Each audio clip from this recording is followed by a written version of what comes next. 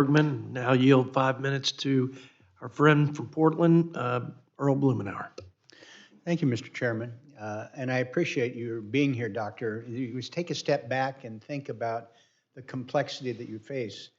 You have to operate under assumptions about how Congress operates.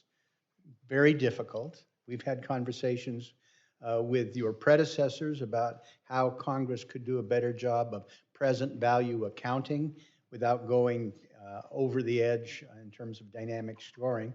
But that's the reality that you face and the horizons that you have to deal with in terms of the interaction between the two bodies, the extraordinary set of circumstances that we face. I can see you being off $1 trillion. We were on a roller coaster 3 years ago in terms of the projections about how bad the economy was going to be. And there are some people on the other side of the aisle who had some pretty apocalyptic projections, and in the popular media. We keep talking about uncharted territory, and you were attempting to work that.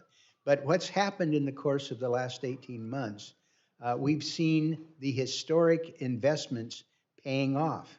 The GDP growth for the first 3 years, the Biden administration is 3.4%, outpacing the first 3 years of the prior administration.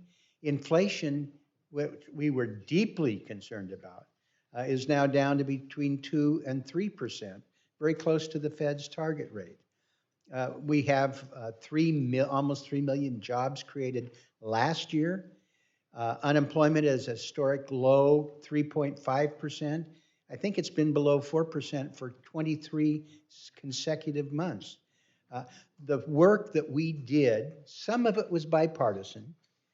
A lot of it was part of the work we did with the administration on things that were modestly controversial, but they appear to have been working. The landscape that you have now going forward appears to me to be much less uncertain than the historic efforts that we faced in the aftermath of the pandemic. So I am less concerned about attacking your modeling. I know you are 270 people. I mean, this is the smallest of the agencies, and you're doing a lot in uncertain areas.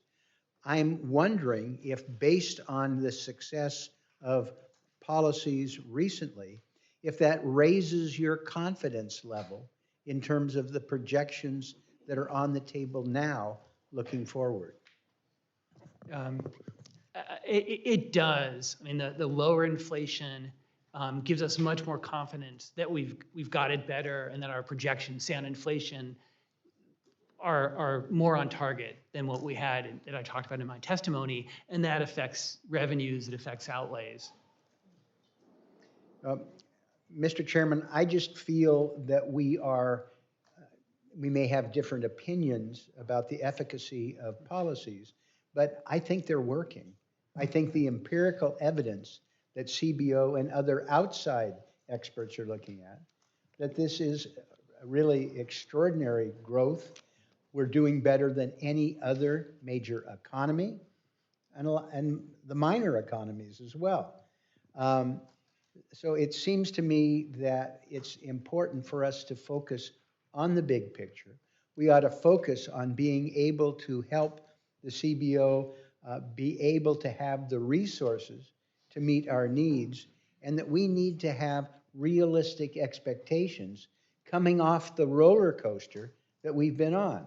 A number of us have been through these challenges before. We've watched hits and misses, but I think we're in a trajectory now where we can have much greater certainty rather than sort of challenging the CBO, the assumptions. I would like to work to strengthen the agency, to be able to focus on ways that they can meet our needs, and that we can have more realistic expectations for this impossible job that will never be done with complete accuracy in terms of projection. But we've got an agency that's doing a good job. We've seen the success of policies in place, and I think we ought to build on this degree of stability to be able to help CPO help us, and then we do our job, like collecting taxes that are owed and looking at areas of reform that we can agree on, which I think there's real potential for our moving forward.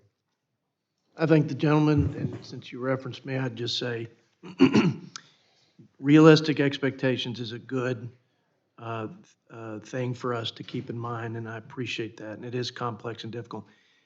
Constructive criticism, continual improvement, and expectation that we look at benchmarks and make sure that we are best in class and committed to excellence is also essential for our customers back home.